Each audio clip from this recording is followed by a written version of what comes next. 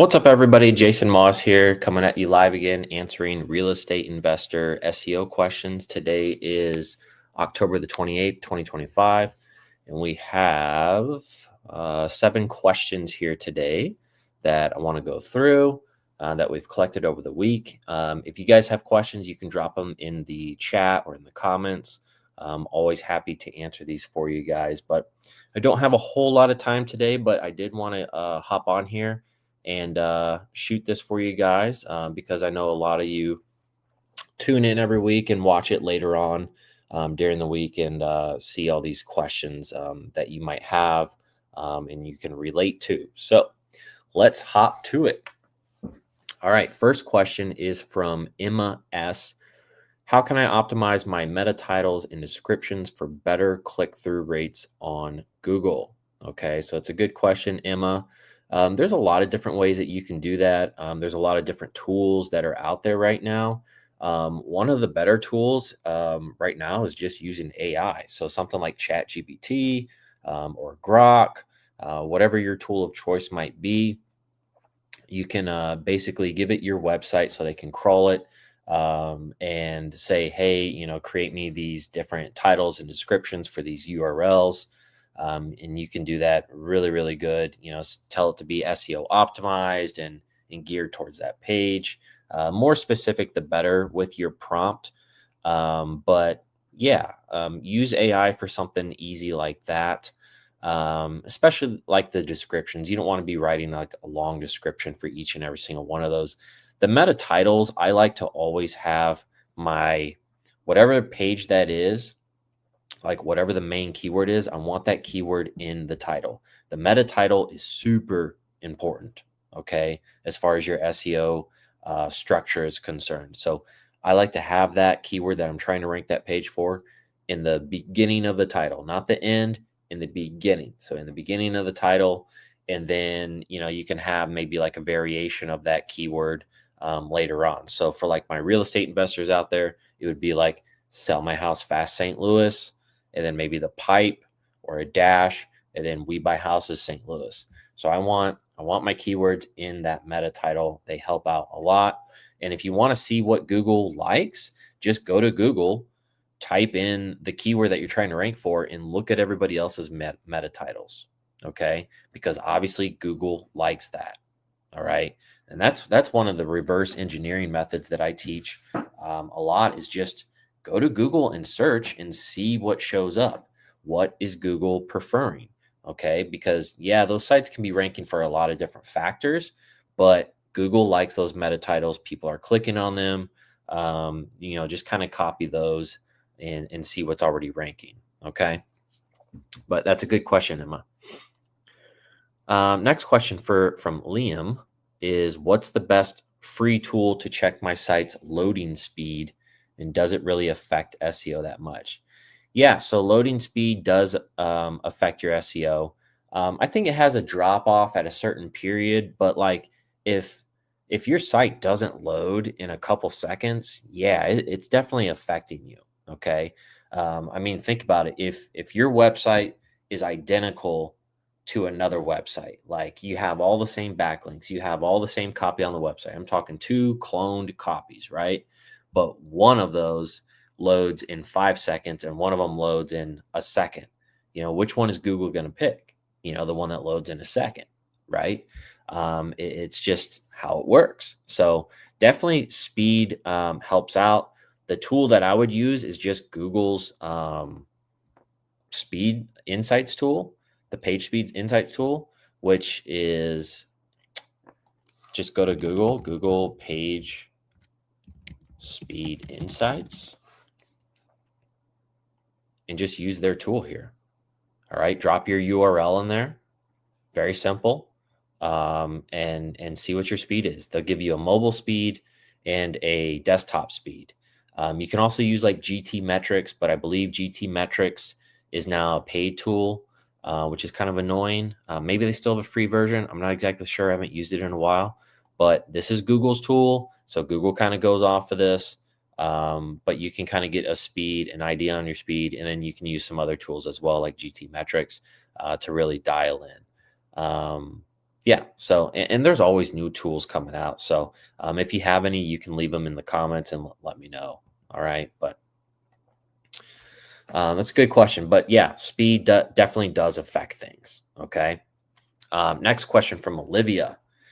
Hey Jason, what's a parasite SEO strategy? Is it worth trying for real estate investors?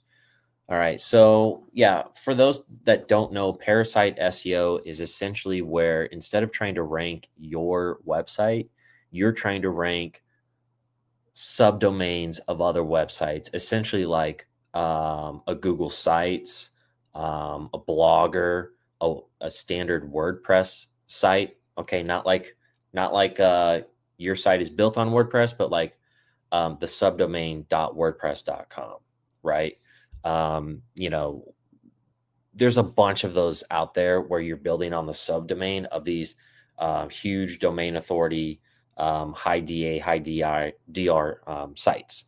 So you can do that, but even like ranking like Medium articles or LinkedIn articles is like a parasite SEO strategy. Basically, you're ranking on someone else's website for main keywords, right? And yeah, I mean, there's different ways that you can go about it. I wouldn't put a whole lot of effort into it. I always want you to focus on your website and ranking it. But yeah, one of the things I do like to do is I like to use Google Sites because you can create a nice, easy site really, really quick. It's Google's own site, so they give it some juice, some power. Like they pay attention to it, and I like to use it to embed my website, put a bunch of keywords on there, embed my videos, have a bunch of citation links on there. Essentially, Google's going to crawl it, and they're going to crawl all the different things that you're putting on that Google site. And then you can power it up with a few links if you want. And you can be a little bit more aggressive with the link building to that parasite site because they have the high domain authority to take in that link. So, a massive amount of links. So you can do things like going to Fiverr and getting like a backlink package where you're getting like 100 or 200 or 300 backlinks. You still have to be careful with it. So maybe kind of search around and figure that out. But yeah, you can send all those links to like a Google site, and then it's powering up all those different items that you're putting on the Google site. So there's definitely ways to do it, but that's how I like to do it. And then there's other strategies. There's people that dedicate their entire business to only doing parasite SEO strategies. So you can kind of look into that and see which option might work best for you, and send it to me if you want me to take a look at it first. So yeah, the parasite SEO strategies do work, Olivia. Should I be worried about duplicate content if I have similar pages for different cities? That's from Noah here. And the short answer is no. Okay. I have multiple websites, my clients' websites. I have national sites that have the exact same city page, but only like the city content is changed out, like just the names of the cities, not even like content on the page itself. It's all the same exact content. Um, and then you're just swapping out the city information, and it's perfectly fine. You're not going to have duplicate content issues on the same domain. Okay. Where you run into duplicate content issues is where your website has all of this content, and then someone else puts up a website with the same exact content. And by same exact content, I mean the same exact content. Like they basically copy and paste it over to their website, or you're putting up multiple sites or subdomains, parasites out there, and you're using the same exact content. Then it's like duplicate content, and Google ignores the ones that come after the original. Okay, the original source is what counts. So if you're just doing duplicate content, a lot of times they just ignore it. I have seen where you can get penalized, but I believe they stopped doing that, to be honest. That used to be a thing several years ago where you could get like duplicate content penalties, but I believe their algorithm has changed enough to where they can just they know who the original source was, and they really just count them, and they kind of ignore the rest. Okay. But on your own site, like what you're talking about, similar pages, different cities, you're not going to have an issue with that whatsoever. Okay. How do I know if my backlinks are toxic? And what's the easiest way to disavow them? That is from Ava. And here's the thing, I don't like disavowing. Okay. Reason is we are not 100% experts in knowing how Google looks at a link. And by we, I mean everybody. Okay. Yes, there are links that you can look at and be like, yeah, that 100% is a spam link. Maybe I shouldn't have it. Like if you're getting a whole bunch of, adult site themed links pointing over to your real estate site. Yeah, of course that doesn't make sense. But here's the thing. Google can still count certain parts of that link juice, like if it's on a high DADR, towards your link profile. And maybe they can help, maybe they don't. We don't really know at the end of the day. So I just don't like disavowing them. All right. A lot of times when you disavow, you hurt your site and rankings go down. I've seen it happen all the time. Like people think they know what they're doing and they disavow, and one, nothing happens, and you just spend all that time, it's all wasted, right? Or two, things go down, right? I just like Google's algorithm. I forget which update it was, where basically they said that they can look through all of those links and they know if they are relevant or not, and they can just not count them at all. And that's one reason I preach on getting relevant links, geo-relevant links, and niche relevant links. If you have a real estate site, Google can see, like, if you have a bunch of adult themed links, like someone spammed you or something, or they did some dirty SEO to your site, and they sent all those adult themed links to your site. I don't want to say that P word because the algorithm will pick it up. But if you have those adult themed sites, those links pointing to you, right? Google knows that those aren't relevant. Okay. So they're not even going to count them. That's why I preach relevance. Google can tell that you have a real estate link coming to a real estate site, and they know to count that, right? So I just don't like disavowing. I think it's a waste of time. I wouldn't even mess with it, Ava. And I do get that question often, so it's a good question. All right, next question from Mason. Do guest posts on real estate blogs still count as good links, or are they overrated now? Do guest posts on real estate blogs still count as good links, or are they overrated now? Yeah, they count. I mean, and yeah, they're good. Mason, where are you hearing that they're overrated? I mean, that's exactly what we were talking about in the previous question. That is a relevant link. A guest post on a real estate blog going to your real estate site is one of the best links that you can possibly get. No, it's not overrated. It's 100% encouraged. Like, it is one of the best links that you can possibly get because it is niche relevant to you. All right. Yes, guest post. People can say what they want to say about guest posts, but guest posts absolutely work. And especially if it's on a real estate site, pointing to a real estate site, it's super good. Now, if you're getting guest posts on generic sites, random sites, like that are not even real estate themed, like maybe it's I don't know, a trash site or a mommy blogger site, right? That has never talked about real estate before. And then all of a sudden you're getting a link to your real estate site. I mean, yeah, it's still going to give you some juice, but like it's not relevant, right?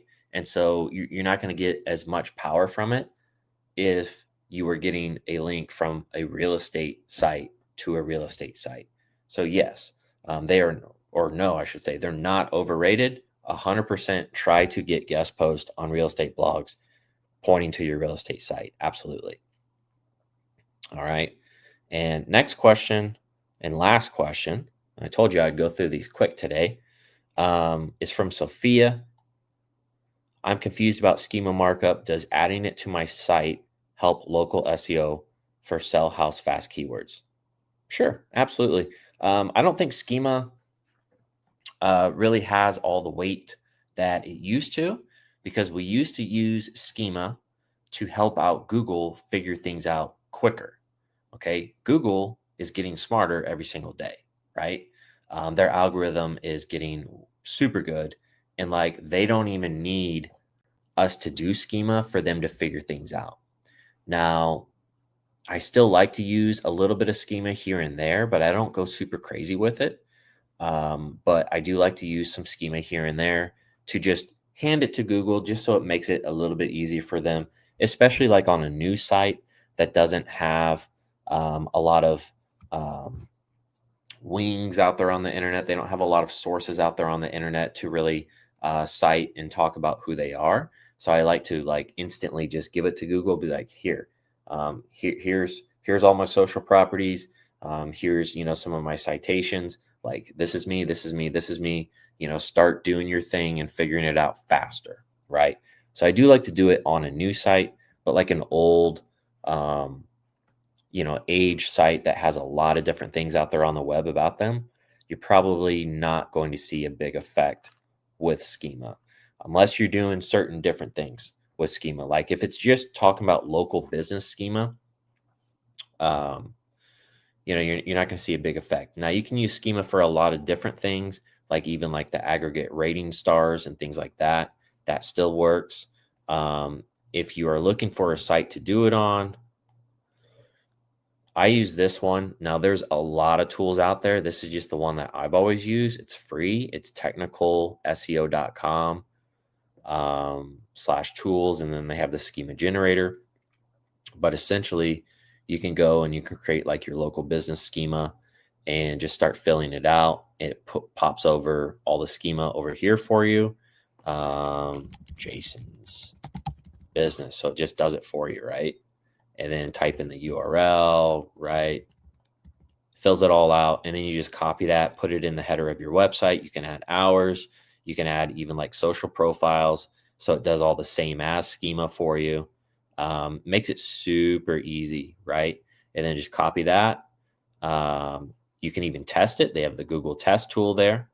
So you can test it, make sure it's good with Google, that they are reading it correctly, and then copy it, put it in the header of your website, and you're good to go. Makes it very, very simple. So hopefully that helps. But yeah, Sophia, do it on new sites. I mean, it's not going to hurt you to do it if you really want to do something extra. But an old age site, you're probably not going to see a huge, notice with things. But yeah, I still like to do it. So yeah, so that's the questions that we have for this week. And I'm going to try to do a lot more of these lives coming up, because we have more and more questions coming in. So maybe I'll start doing them not every week, but like every couple days, just to get more questions out here answered. So if you have any, leave them in the comments, leave them in the chat. I'm happy to go through. I collect them, and then I can answer them for you. But that's all we have for today. And you guys have a great rest of your day. And remember, in the comment section below, you can join our Facebook group. It's all real estate investors. All we talk about is SEO and marketing and how to get more leads to your motivated seller site. So join the Facebook group, and I'll see you guys in there. Thanks, guys.